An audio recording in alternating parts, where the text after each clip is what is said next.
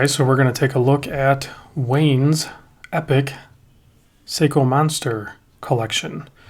So now the pictures aren't going to necessarily be in exact order, but really what we're going to do here is we're just going to look at his collection and we're going to share what most of the first gen, second gen, and third gen monsters are out there.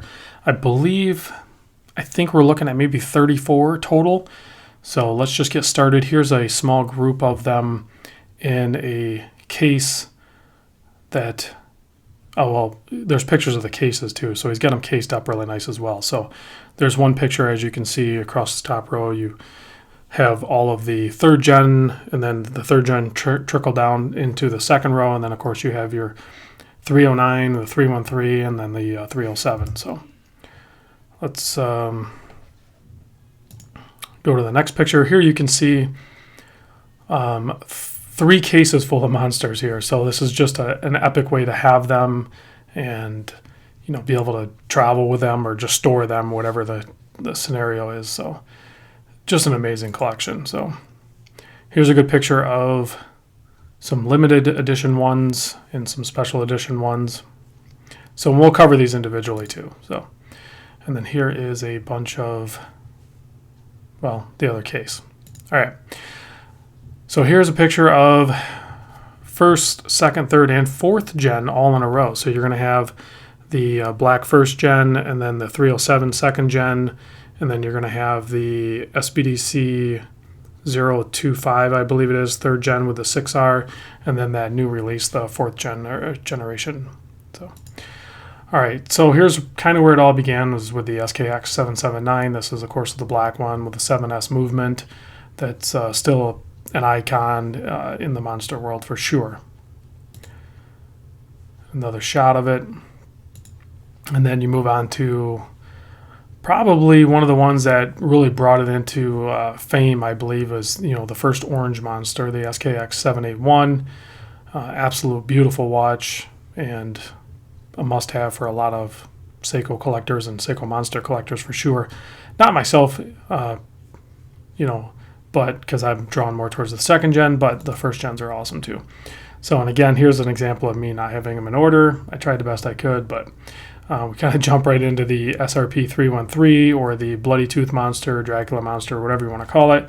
But again, this was one that early on was just an amazing value in the sub $200 range when I remember seeing them on a regular basis, to the point where when they discontinued them, they just went skyrocketed in price, and they still hold great value. The 313 exactly, that model holds really great value. So here's another picture of it as well.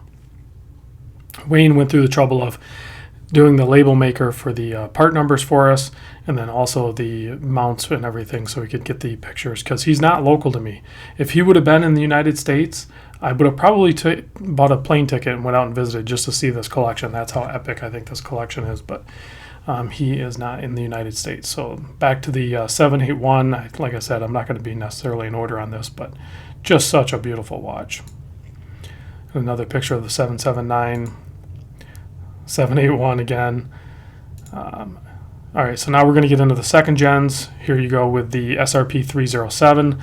I think this is really when, at least for me, is when the second gens were released, and that's about when I first started getting into watch collecting, is when the second gens came on the market, and they were an insane value proposition with the hack and the hand wind, the 4R36, and the, you know, sharp tooth design really captured the monster name and image of the watch. Just such a great looking watch. Different profiles of the 307. You can see the crown's nicely protected, and they changed the crown on the second gen. They went to the knurling instead of just the standard crown. So here you can see the 311. This is a perfect Halloween watch, I think. And also some of the components are really good for modding and everything like that, the dial and hands and everything. But it's still just a classic all on its own. It doesn't even need anything extra. So then you jump over to the 315. That's a cleaner dial. It's just straight orange, almost like what you would see in the 309, but then they basically took the 307 chapter and attached it, and then they went with the black date wheel. So interesting combination of materials, of course, the black bezel and the black crown.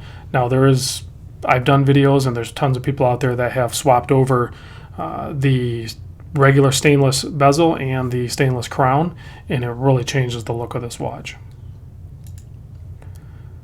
The 311 again, you can see that one pretty much stands alone, doesn't really need anything. And another look at the 315, as well as that look at the 315. And then we're going to jump into the 583. This watch was an excellent value proposition. It did not really get much love when it was first put out. I think I'm going to lose my spot here on this. Hopefully not, but the 583, black date wheel, a full black case bezel, and it came with a black bracelet, but it had gold framed tooth indices and a gold handset, and of course the gold crown. Now in the metal, this is actually a really good looking watch, and I really enjoyed. I've owned a couple of these, and I think you still might even be able to find pretty decent deals on these. So let's see, I definitely lost my spot. Where are we at here? There was the 583. All right, so kind of jumping around a little bit. I apologize for that. Here's the 311 again, a really nice direct frontal shot of it. You can see that radiant orange as it migrates out towards the standard black chapter on there with the black handset and the orange tip seconds and everything. So then we jump into the 581. This is another pretty iconic one. You added the blue minute hand, and then you have the all black dial and everything, but then you also have a really nice blue bezel. A while ago I modded one of these, and I put the blue bezel and the guts of this in the regular standard case, and I think it looked really good. In the black version right here, you have to capture the light properly to be able to see the blue on the bezel, but when you do, the blue on the bezel is really nice looking. That blue bezel is very similar to what we'll see in another model coming up. So here's another side shot of the 583. You can see a little bit more of the gold. The gold and black works really good together. So there's the 583, and you don't see the gold hardly at all. So there's a picture of the 581 where you can see a little bit of the bluish colored bezel coming through a little bit better. And then we're jumping up to this was not the first release in the 3rd gen, but rather I think the 3rd. So this is where they went with a really dark navy blue colored. For the most part, you're going to think it's a black dial watch, much like the SBDC 025. When the 2.3 and the 2.5 came out, those were the first 3rd gen, the first issues of the 3rd generation Monster. This was, I believe, 3rd in line, and was very popular and very hopeful for a lot of us because we had those first black and orange ones come out in the 3rd gen, and then we thought maybe they were going to be done, and then they started trickling them out. And they had weird part numbers like this. So, and then I'm not sure what order the Jade. I think the Jade maybe come next because it's in succession with the part number, the SZSC005. The Jade Monster, kind of one of my favorites, even though it's excluded from my collection. It's probably one of the better looking ones out there because it didn't hide its color like the navy blue, like the 003 did, where that one, like I said, it mostly looks black. This one definitely did not do that. It looks jade pretty much all of the time, and then when like that right there, the 003, when you look off camber at it, it definitely looks black. You would never guess that's a dark blue watch there. And again, it looks just like the SBDC 025, I think it is. Whereas the Jade, no matter what angle you look at it, it's just a beautiful jade colored dial.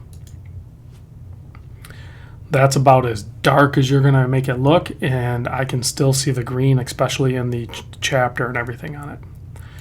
So here we jump into the first issues of the 3rd generation, the SBDC 023. These ones came out, and I neglected to purchase one, just like a lot of other people did, and then they kind of disappeared, and now they're like impossible to find. And this was not a limited edition at all or anything like that. It just like popped in, and then it was gone. And it's a really nice looking watch because it's the standard orange, much like the SRP 309, but it has the cutoff tooth indices, and then it has the 6R with the date magnifier. And then the 2.5 is actually the black version of that. as you can see. And like I said, it pretty much looks much like that dark blue one. Like if you were to put them side by side, you might be able to tell the difference, but it's definitely a great looking watch. Then later on, there was the release of the SBDC 075. This release actually isn't that old, but again, these are actually getting difficult to find too. It's very similar to the SBDC 023, but you have a shimmery orange dial on this guy. So, and many people like that. Personally, I prefer the 23. Much like I prefer the 309, I like the matte orange. I don't really care for the shimmer as much, although it is a really great looking watch. So, and then you get it on angles and it gives it more depth. Like right there, I mean, that's a perfect shot.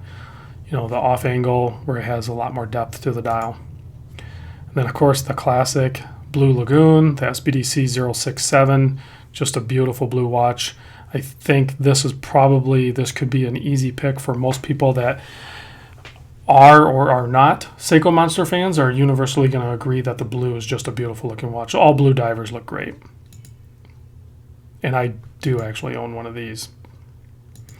Then you move on to the Frost Monster. Again, this was a short time release. The SBDC 073 has a very snowflakey type pattern or frost pattern on it. And just a great looking watch. I know this was well received when it first came out. So now we're going to move on to some interesting releases, and you can still find these like on a regular basis as of November of 2019. I still see them available. The Night Monsters, I believe they're called. So this is the SZE N001. It's going to have kind of like a combination. It doesn't have the yellowish type lume that the first generation did. But it certainly has all the first generation components. So, and then it has the whiter colored lume, for daytime visibility on it. So, but with the black case and the standard crown and all that good stuff. So I believe these are limited. I don't know what kind of numbers are produced on them. So here's the SZEN002. This will be the all black version. So I forget how many colorways they did of this particular line. So there's the orange, there's the black, and then here's a white one. This is the 006. The white one I think is really cool. Just a great looking contrast. Different angles. Big thanks to Wayne for doing this. And then here's kind of like a burgundy colored one, and they get even funkier, as you'll see here in a moment. There's a 009. This is a orange dial. And then there's the funk. We get the purple dial. I'm a huge fan of the color purple. I don't know that I can pull it off in a watch, but not only did they do the purple, but they used an excellent complementary color for the tip of the seconds hand in yellow. So this is a very, very cool looking watch. And I don't see a ton of these. I don't know if these are getting hard to find. So now we can move on to some crazy limited edition stuff. This is where things get really exciting for me, especially as I am very keen on a lot of these special ones. I actually own a Zamba, finally. So in the full kit is kind of nice to have too. So there you can see interesting colorway. You have the red, the green, the purple, and then you have them patterned out. All black, full red handset with the red, pips around all the way down to the 15. And this is going to have a sapphire crystal. And it comes with, I think, 2 straps. SRP 319. They are limited edition. You can see there, this is number 598 of 2,112. So you think, over 2,000 watches, that's a lot of watches. But go try to find a 319. And then, Wayne has this one. I have one. They're out there, but there's a bunch of people that have them that don't advertise them too. So here's the SRP 457. Again, limited production, even fewer of these. I think they only made 1,003. Well, here's a card picture. So he has a later model of this one. They only made 1,313. Again, 4R36. Probably one of the best looking dials on any Seiko Monster, and it's hard to capture it in picture. Hopefully I captured it in a previous video when I actually owned one, The yellow on it is kind of shimmery and gradient. And then with all the other yellow and black on there, it's just a beautiful, beautiful watch. It's so much nicer to look at. You can kind of see it there. It is such a good looking watch in the metal when you actually have it in hand. So now we're going to move on to, this is going to be, I forget what model this one is. So there's only 1,000. This is the royal blue one. Again, this is going to have some polished elements to it. This is going to be a really good looking watch. So there's only 1,750 of these. This is number 584, obviously. And you can see that you have some polishing on the bezel, blue filled, and then a really nice shimmery blue dial with the polished surrounds on the indices and also polished handset, and then a white chapter. Just a really good looking watch. This is gonna, yeah, there's a good look at all the polishing on the bezel and everything. It really makes it stand out. Here's the 455. Now this one's a little weird because there's the 455 and the 461. Both of them limited edition. The main difference being that the 461 is super limited and numbered and come with a bracelet. The 455, I think there's conflicting reports of how many were actually made, but I know they were limited. And an amazing looking watch, probably one of the best blue dialed watches out there as far as I'm concerned. The 455 and the 461, that is. So here's the 461. Wayne actually did get both of them, which is awesome.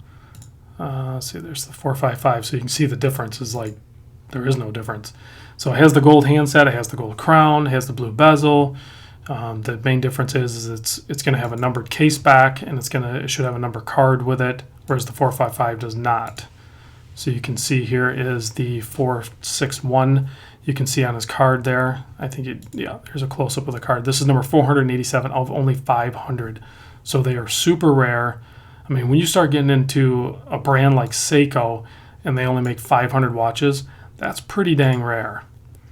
So you can see, if you pause this and zoom in, you can probably see it's actually, well, this is another watch. This is the Sun, but you'll see it on the back of the 461. It's actually numbered on the back. So now we're moving on to the Sun Monster. This is number 875 of 2,313. Sapphire crystal. So the sun and the moon kind of go together. And I actually had both of them together, and I did a video on them. So if you look back at that, you'll be able to see them both together. But of course, Wayne has all of these. But so this is the SRP 459. Again, awesome dial. It's kind of like layered. A similar kit. It comes with the strap and everything. A nice, rich red with the orange and the yellow. So very good looking watch as well. And it comes with some fun packaging. So now we're going to move on to another limited edition, which, that's where we're at right now. 2,555 of these made. This is number 2,349. This is, I don't know what we call this one. Is this are we calling this one the Ice Monster? I can't remember. So the SKZ331. And again, for this one having a higher number of production, these are extremely hard to find. And a really good looking watch. It's not quite as polished as the Royal though on the bezel, but it's similar look, but a lot more white obviously. All right, so let's move on to the SKZ243. This is another limited edition. I think these are all tie releases as well.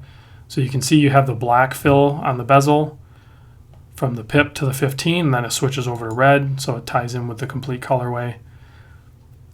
And then it looks like the limited edition is printed in orange, as well as the, the 5, 10, 20, 25, 35, and then the seconds hand as well. So pretty interesting use of color. I like it. So I believe that is this exact watch, number 480 of 1,313. So pretty rare as well. Actually, this is the first time I've really looked at a ton of pictures of this particular watch. So now we can get into some fun pictures, and then we'll like I said, it's not in exact order, so we'll call this like a little intermission, I guess, and then we'll get back into some other watch models. So here you can see the orange models. This is the first gen. to your left, which will be the SKX781. If I screw up these numbers, guys, I'm sorry. There's so many numbers. And then, of course, the iconic SRP309, and then the SBDC023, and then, of course, the orange third gen with a shimmer dial, and I forget the number on it.